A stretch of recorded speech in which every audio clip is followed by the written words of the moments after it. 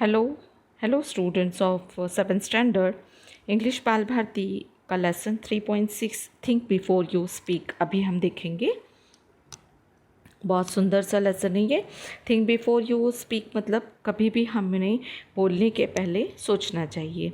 तो हमारी जो लाइफ है उसमें भी हम जब भी कुछ भी बोलें वो बहुत सोच समझ कर बोलें। उसी के बारे में इसी में हमें इस लेसन में बहुत सारा सीखने के लिए मिलेगा। तो थिंक बिफोर यू स्पीक बहुत सुंदर सा एक लेसन है, तो इसे हम देखते हैं। Man was meant to listen more and talk less. अभी जो इंसान जो बना है वो किस लिए कि उसे ऐसा कहा जाता है कि उसे बहुत सारा सुनना चाहिए और बोलना बहुत थोड़ा चाहिए। That is why as the great British statesman Benjamin Disraeli said, nature has endowed man with 2 ears and 1 mouth. तो ऐसा कहा जाता है कि एक ब्रिटिश जो ग्रेट महान ऐसे ब्रिटिश स्टेट्समैन हैं बेंजामिन डिज़रायली, उनका कहना है कि नेचर ने इंसान को 2 कान दिए हैं और एक मुंह दिया है, माउथ दिया है। If man was meant to talk more and listen less he would have 2 mouths and only 1 ear।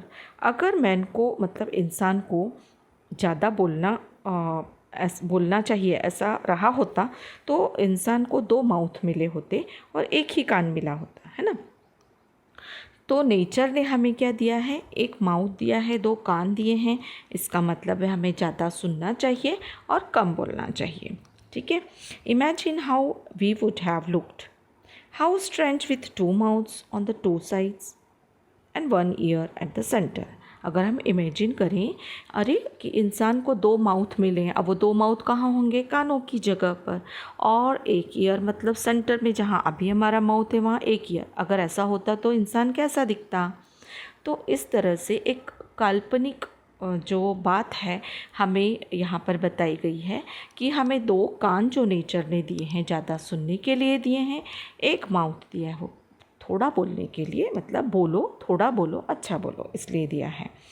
And mind you the ears are like funnels. और अभी जो हमारे ईयर्स हैं वो कैसे हैं, फनल्स की तरह है ना, ओपन ऑल द टाइम, जो हर समय फनल की तरह खुले हुए रहते हैं। There is no door with which you can close them. वहाँ पे कोई दरवाजे नहीं होते कानों में, है ना। हमारे कोई दरवाजे हैं क्या कानों में, नहीं। तो whereas if you have to speak even one single word, that word must pass through 2 walls, 2 fences। तो जब भी ये हम कुछ भी एक वर्ड सुनते हैं या बोलते हैं तो वो हमारे कानों की 2 दीवारों से पास होता है, 2 फैंस जो हैं उनसे पास होता है। There is firstly the fence of these 2 rows of teeth. पहले तो वो हमारे टीथ की रोज में से निकलता है ना, टीथ की जो लाइन है उनमें से निकलता है, ऊपर और नीचे की रोज है ना टीथ की, उधर से। There is secondly the fence of 2 lips. उसके बाद दूसरी जो फैंस आती है वो कौन सी फैंस आती है, लिप्स की 2, ऊपर और नीचे वाली, ठीक है ना। Before a word can be spoken it has to pass. जब भी हम कोई वर्ड बोलने के लिए मुंह खोलते हैं वह पास होता है। It has to pass through these 2 walls. कहाँ से पायरस होके निकलता है, वो 2 वॉलों के वॉल्स के बीच में से, 2 दीवारों के बीच में से निकलता है, थ्रू दीज 2 फैंसेस। कौन सी 2 फैंसेस हैं, एक दांतों की फैंस और एक लिप्स की fans. Therefore, we must think at least twice before we utter word। तो कोई भी शब्द हमें बड़बड़ाने की, अटर करने की पहले हमें या बोलने के पहले हमें सोचना चाहिए, ऐसा हमें कहा गया है। A very wise man once remarked that of the unspoken word you are a master of the spoken word you are a slave। Once you have spoken a word you cannot get it back, do what you will। तो एक बहुत clever man ने ऐसा बताया है कि जो भी that of the unspoken word you are a master of the spoken word, कि हम जो है ना अगर कोई गलत वर्ड बोल देते हैं तो हम क्या हो जाते हैं कि एक तरह से हम इन शब्दों के गुलाम हो जाते हैं, ठीक है ना। Once you have spoken a word you can not get it back. जब भी हमने कोई वर्ड मुंह खोल कर बोला तो इसका मतलब है हम उस शब्द को वापस ले नहीं सकते, है ना। डू वॉट यू विल, अपन कुछ भी करो, अगर हमने एक शब्द बाहर निकाल दिया तो हम बोलेंगे क्या उसे वापस आ जा, तो वो वापस आएगा क्या, नहीं। क्योंकि वह कानों की दीवारों से सुनाया जा चुका होता है, जिससे भी हमने बोला है उसके द्वारा सुना जा चुका होता है। Therefore you must be very careful about the words that you speak. तो जब भी हम कोई वर्ड बोलें तो बहुत ज़्यादा सोच समझ कर बोलें। Once the word has left your lips you will not be able to get it back. जब भी हम अपने लिप्स में से कोई भी वर्ड को निकाल देते हैं तो वह वापस फिर से नहीं आता। What are unspoken words? They are things you want to say but remain unsaid as thoughts in your mind. Unspoken words का मतलब क्या होता है? ऐसे कुछ वर्ड्स जो अभी हमने मुंह से निकाले नहीं हैं, लेकिन वो हमारे अंदर, हमारे दिमाग में क्या बन जाते हैं, वो अनसेड जो है थॉट्स बन जाते हैं हमारे माइंड में। Once you have put the thoughts into words, once the words have left your lips you can not change them और कंट्रोल दैम। और अगर ये थॉट्स हमारे वर्ड्स बन गए, ये विचार हमारे वर्ड्स बन गए, हमारे मुंह से निकल गए तो, या लिप्स में से निकल गए तो उसके बाद वो हम चाह कर भी उस पर कंट्रोल नहीं कर सकते, उसे चेंज नहीं कर सकते। A young man went to his spiritual teacher and said, I have spoken very harsh and unkind words to my friend and he is deeply hurt.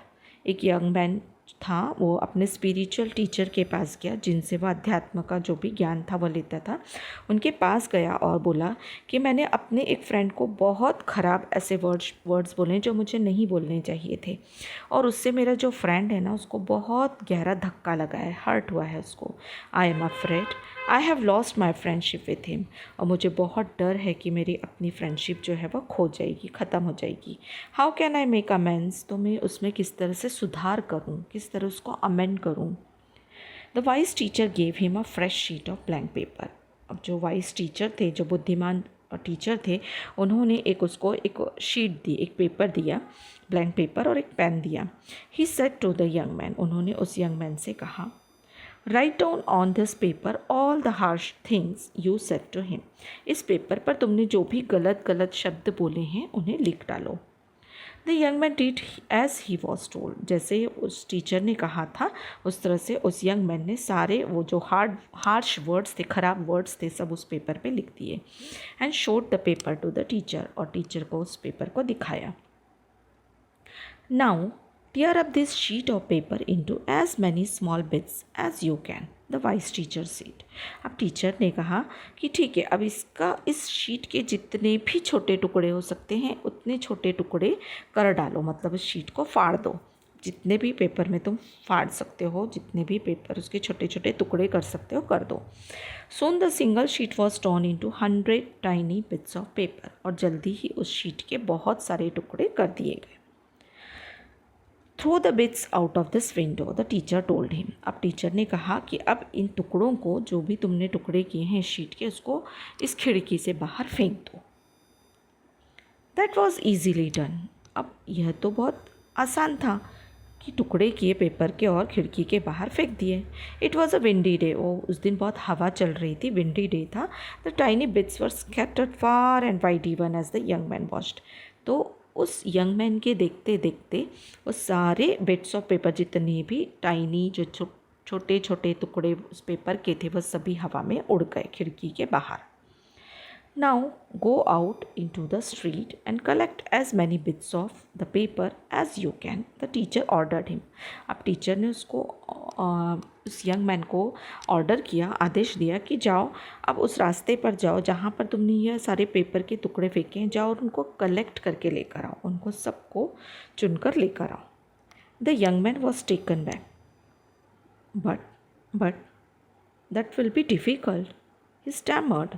वो एकदम अचंभे से बोला कि यह तो बहुत मुश्किल काम है। It will be difficult Indeed but do give it a try, the teacher suggested.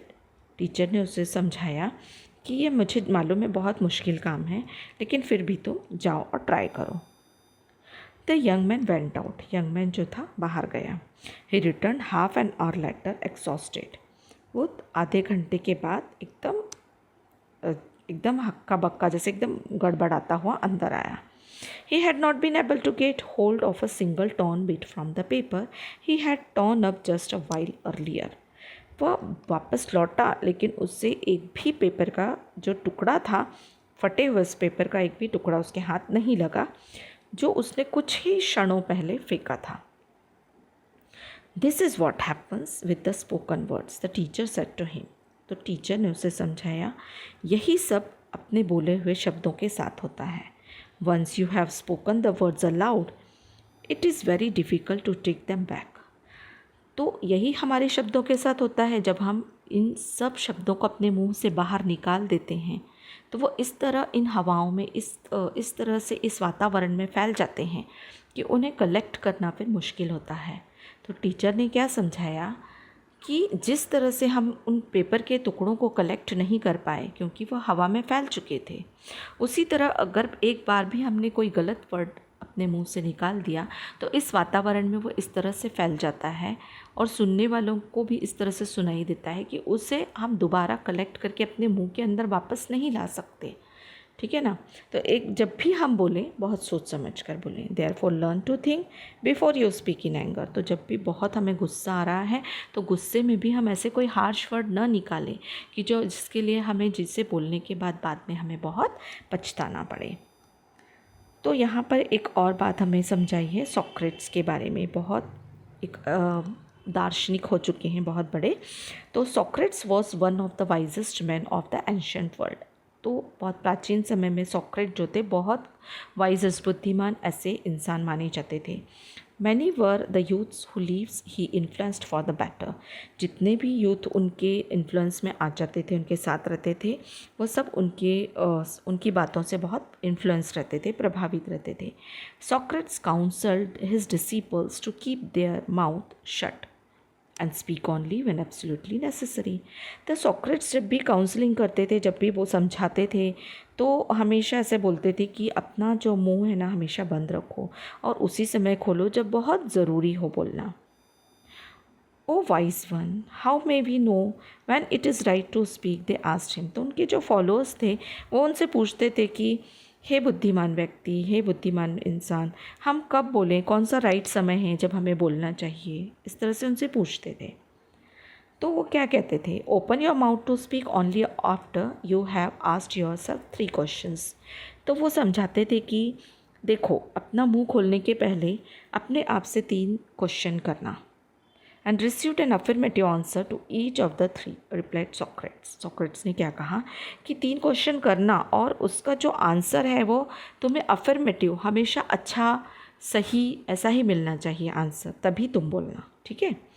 तो व्हाट वर द 3 क्वेश्चंस? उनके जो फॉलोअर्स थे उन्होंने पूछा ये 3 क्वेश्चंस क्या हैं। उन्होंने कहा, the first question we must ask ourselves before we speak is it true. तो पहला क्वेश्चन, जब भी हमें किसी से बोलना है तो उसके पहले अपने आप से पूछना, इज़ इट ट्रू, ये सच है क्या? If we are not sure about the veracity of what we are saying, it is better that we do not utter a word. तो जब तक हमें उस किसी भी बात की सच्चाई के बारे में, वेरासिटी मतलब सच्चाई, किसी भी बात की सच्चाई के बारे में अगर हमको मालूम नहीं है तो बेटर है कि हम कोई भी शब्द अपने मुंह से ना निकालें, ना अटर करें, ना बोलें। When we utter words, जब हम कोई शब्द बोलते हैं carelessly, we ourselves become transmitters of untruth। तो अगर हम कोई गलत शब्द अपने मुंह से निकालते हैं जिसके बारे में हमें सच्चाई के बारे में पता ही नहीं है, तो इसका मतलब हम बाहर क्या फैला रहे हैं, अनट्रुथ फैला रहे हैं, अफवाहें फैला रहे हैं। ठीक है ना। The second question to ask is, अब सेकेंड क्वेश्चन क्या है, इज इट प्लीजेंट, क्या यह अच्छा लगेगा? Many are the empty remarks and vain statements that people makes in idleness to hurt others।